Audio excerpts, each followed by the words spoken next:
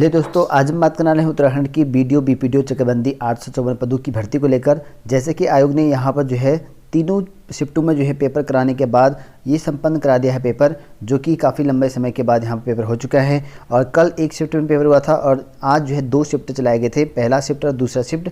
कुल जो है 3 पालियों में पेपर हो चुका है संपन्न। कल और आज का पेपर दोनों में जो है हम एनालिसिस देखेंगे कि एक्चुअल में यहाँ पर पेपर का जो लेवल है वो किस तरह का अपग्रेडेड हो चुका है, क्योंकि आपको इससे पहले काफ़ी इजी क्वेश्चन पेपर मिले होंगे, लेकिन इस बार का जो पेपर्स थे तीनों लेवल के ठीक थे, मतलब कि लेवल उनका थोड़ा सा हाई था। और इजी तो नहीं करेंगे पेपरों को, क्योंकि थोड़ा सा लेवल जो है अपग्रेडेड था।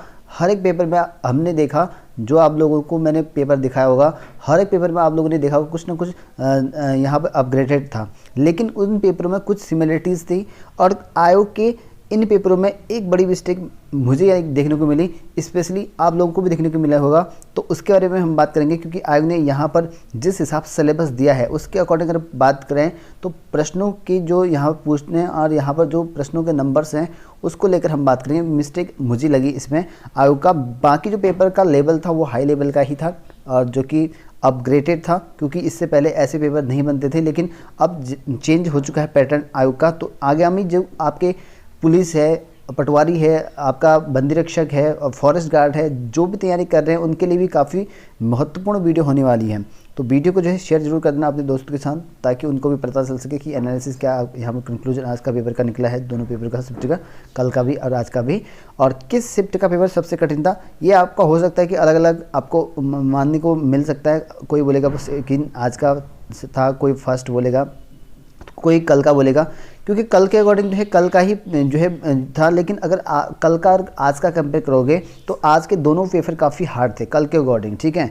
लेकिन दोनों शिफ्ट में काफ़ी तगड़े क्वेश्चन पूछे गए थे। मैं आपको थोड़ा सा पेपर दिखा देता हूँ। पहले तो एक चीज़ देखिए दोस्तों, आयोग के एग्ज़ाम पैटर्न को समझना है तो आपको यहाँ पर ध्यान देना पड़ेगा, क्योंकि हिंदी के सवाल जो हैं अब कल भी और आज भी दोनों शिफ्टों में अपग्रेडेड क्वेश्चन थे, काफ़ी डीपली क्वेश्चन पूछे थे। चीज़ें वही हैं, सिलेबस के अकॉर्डिंग हैं, लेकिन कुछ चीज़ें जो है पहले हल्के क्वेश्चन पूछे थे, लेकिन अब जो है थोड़े हार्ड क्वेश्चन यहाँ पर देने लग गया है। और कुछ चीज़ें जो है उसके अंदर से डिटेल में जाकर उनके जो यहाँ पर टाइप्स होते हैं किसी चीज़ को लेकर, उनके अंदर तक यहाँ पर जाने लगा है। जैसे कि यहाँ पर आप लोग देखते हैं इस तरह के क्वेश्चन पहले नहीं पूछे जाते थे। और जो यहाँ पर अलंकार और समास, यहाँ पर दो संधियाँ थी, वो भी थोड़े से अपग्रेडेड लेवल की आपको देखने को मिली हैं। और आज के पेपर में एक चीज़ और सिमिलरिटीज़ यहाँ पर देखने को मिली मुझे, जो आपको पता होना चाहिए, ठीक है। और यहाँ पर जो प्रधानमंत्री की योजनाओं से संबंधित, ठीक है, दोनों पेपर में योजनाओं से संबंधित प्रश्न सिमिलर देखने को मिले।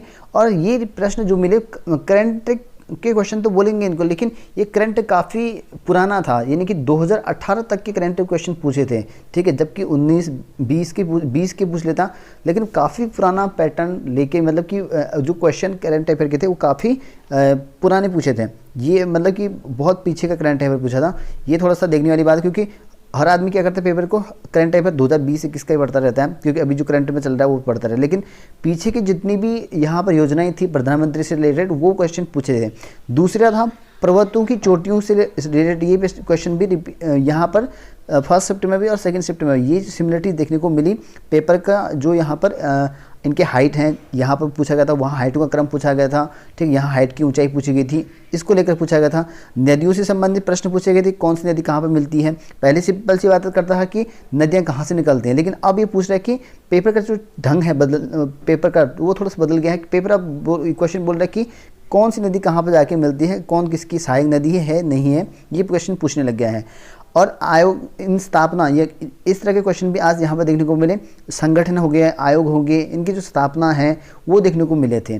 और यहाँ पर रेजिमेंट से संबंधित भी क्वेश्चन देखने को मिले थे। दोनों शिफ्टों में सिमिलरिटीज ये थी कि रेजिमेंट से संबंधित क्वेश्चन भी पूछे गए थे, और बाकी तो अनुच्छेद तो पूछे गए थे।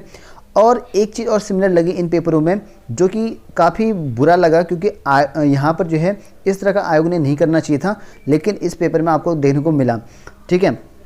तो आयोग की सबसे यहाँ पर बिग मिस्टेक ये थी कि साइंस के क्वेश्चन को लेकर, ठीक है, साइंस के जो क्वेश्चंस थे वो ना के बराबर ही थे। मुझे तो दोनों शिफ्टों में जो है आज के वो साइंस के क्वेश्चन देखने को मिले ही नहीं, ठीक है।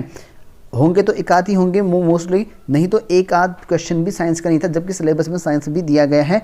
और कंप्यूटर के क्वेश्चन लगभग जो है 5 से 6 क्वेश्चन कंप्यूटर के होने चाहिए थे, और सेकंड शिफ्ट में एक के दो क्वेश्चन भी 2 ही क्वेश्चन देखने को मिले। ठीक है, तो ये थोड़ा सा पैटर्न जो है थोड़ा सा चेंज है। बाकी रीजनिंग ठीक थी, और उत्तराखंड का जो क्वेश्चन थे वो अपग्रेडेड था।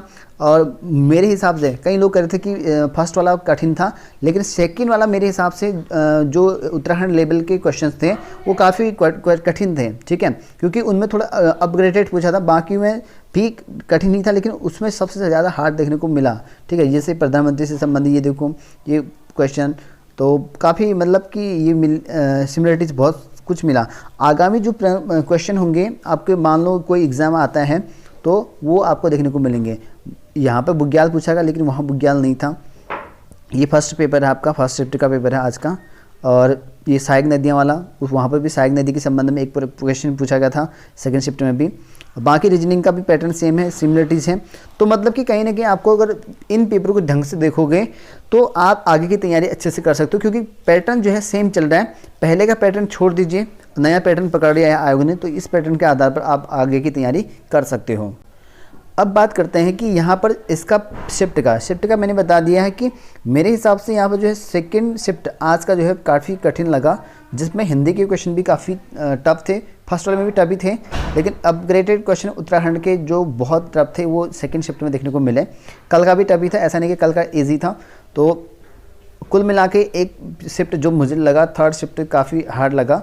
और हार्डली क्वेश्चन यहाँ पर जो है आपके मोस्टली जिनके जो अच्छे यहाँ पर होंगे पढ़ने वाले, उनके यहाँ पर जो है 70 बन पाएंगे। बाकी जो नॉर्मली है सबका ऐसे ही गया होगा, लगभग 50 से 60 के बीच में। ठीक है, नॉर्मल मतलब मोस्टली सभी का इतने के इनके बीच में ही जो है क्वेश्चंस का यहाँ पर जो है सही रहे होंगे।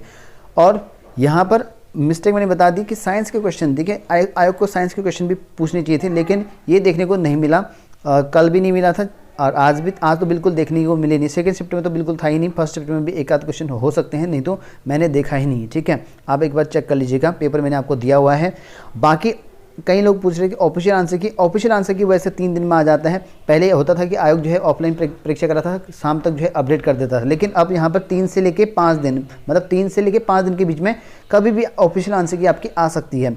और रही बात कट ऑफ की, कितने कट ऑफ में आपका सेव रहेगा, तो अगर बात करें कट ऑफ को लेकर, तो कट ऑफ जो है आपका यहाँ पर लो ही जाने वाली है, हाई नहीं जाएगी।